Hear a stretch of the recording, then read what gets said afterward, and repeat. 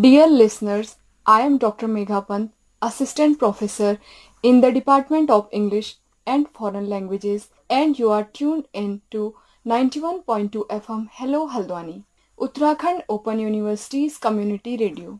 Today, we will continue our series on literary terms. In our previous session, we covered terms from A to F. It is provided in the description box for your reference. And today we will explore those from G to I. Let's dive right in. Our first literary term is genre. The word genre originates from the French word which means a kind or type. As a literary device, genre refers to a form, class, or type of literary work. The primary genres in literature are poetry, drama, essay, short story, and novel. It often denotes the subclassifications of literature such as comedy, tragedy, epic, poetry, thriller, science fiction, romance, etc. It's important to note that as a literary device, the genre is closely tied to the expectations of readers. Moving on, our next term, which is graveyard poets. This term applies to a group of 18th century poets who wrote meditative poems often set in graveyards reflecting on human mortality with moods ranging from contemplative sorrows to deep gloom. Notable examples include Thomas Gray's Elegy written in a country churchyard, Thomas Parnell's Night Piece on Death, and Edward Young's Night Thoughts. These poets, also known as churchyard poets, moved beyond simple laments and delved into profound existential themes, capturing the melancholy of life and the inevitability of death. Next, let's discuss Grub Street. Grub Street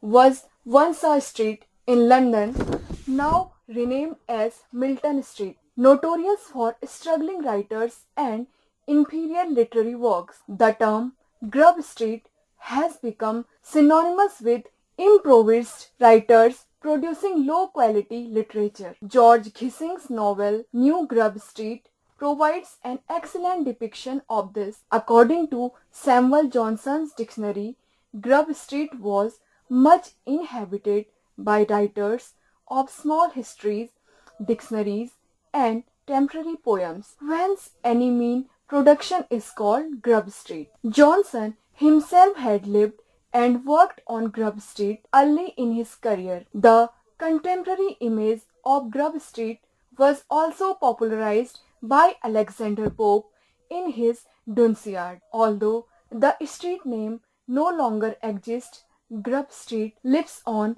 as a pejorative term. Now let's turn our attention to hamartia. Hamartia refers to a tragic flaw of error in judgment that leads to a character's downfall. The concept originates from Aristotle's Poetics, where he notes that it's not necessary greed or vice that leads to a tragic end, but often hubris, which means overconfidence and arrogance. Take Oedipus, for example. In Oedipus Rex, a minor accident at a crossroads leads him to kill a man in a fit of fright, only to later discover that the man was his father, the king of thieves. Another classic example is Mary Shelley's Frankenstein, where the scientist Frankenstein, driven by pride, attempts to play God by creating life, ultimately leading to his downfall. In Shakespeare's Hamlet, the protagonist's tragic flaw in his indecision, Hamlet's constant overthinking delays his actions, which leads to his tragic end. Hamartia therefore represents a character's downfall caused by their own fatal flaw. Let's continue with Hellenistic period.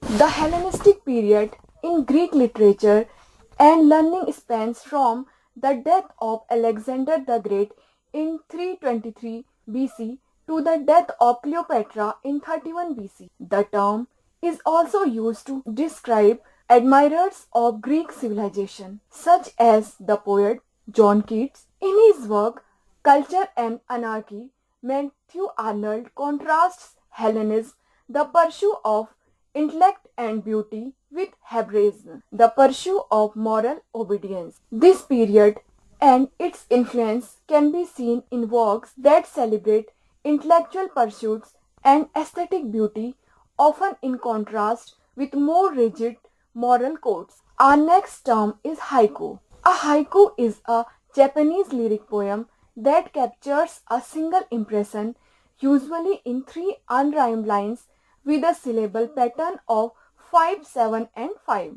This form has influenced poets like Ezra Pound and other imagists, while traditional Japanese haikus often depict humankind's harmony with nature. Western adaptations sometimes place humanity in opposition to nature. Consider this haiku by Jack Kerouac's quote, "A raindrop from the roof fell in my beer," unquote. Here, nature disturbs rather than soothes, reflecting Kerouac's caustic style and highlighting the contrast between the natural world and human life. The haiku poems are getting popular among the new generation or the gens. Let's move on to the next term, ideologue. An ideologue is the unique language pattern of an individual marked by distinct vocabulary, grammar, and pronunciation. For example, Prime Minister Modi often uses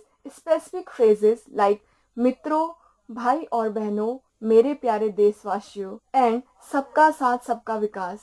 These are his ideologues, personal to his way of speaking, and they resonate with his audience, creating a distinct and recognizable style. Now, let's explore the term illocutionary act. An illocutionary act occurs when an utterance conveys more than one meaning in the act of speaking. For example, a statement made as a promise might also imply a warning or threat. This concept is part of J.L. Austin's speech act theory, where the listener's perspective plays a crucial role in interpretation. For instance, saying "I will see you after class" could be a simple promise, or it might carry an implicit warning depending on the context. Finally, we will discuss images. Imagism was a movement led by a group of Americans and British poets from 1912 to 1917, including T.E. Hume, Emmy Lowell, and Ezra Pound. Imagist poetry focuses on creating clear, precise imagery with sharp language, rejecting the narrative tendencies of Victorian poetry. It's akin to Japanese haiku. Ezra Pound's poem "In a Station of the Metro" is a famous example. He rigorously edited it down to just 13 words. I quote, "The apparition of these faces in the crowd, petals on a wet black bough," unquote. That's the entire poem. It's like a snapshot. So, the first principle of images is direct representation of the object. The second principle is to avoid unnecessary images. And the third principle is to avoid artificial images. These are the 3 principles of images. This poem exemplifies the imagist style of capturing a moment in time with vivid, concise imagery. And with these terms, we have covered the literary terms from J to I. I hope you found today's session enlightening and enjoyable. Thank you for tuning in, and I look forward to continuing our exploration of literary terms in our next session. Thank you.